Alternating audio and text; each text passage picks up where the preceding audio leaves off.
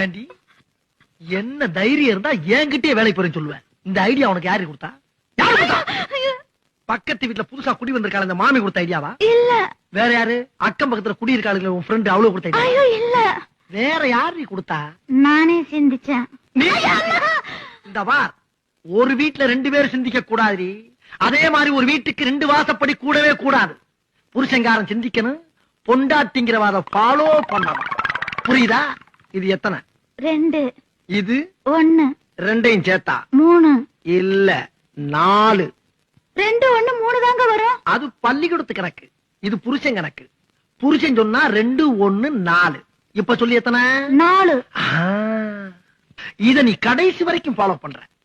அப்படி ஃபாலோ பண்ணேனா பீச்சுக்கு பக்கத்துல கண்ணகி சிலை இருக்கு பத்தியா, அங்க என் பொண்டாட்டியும் பத்தினின்னு உனக்கு ஒரு சிலை வைப்பேன்.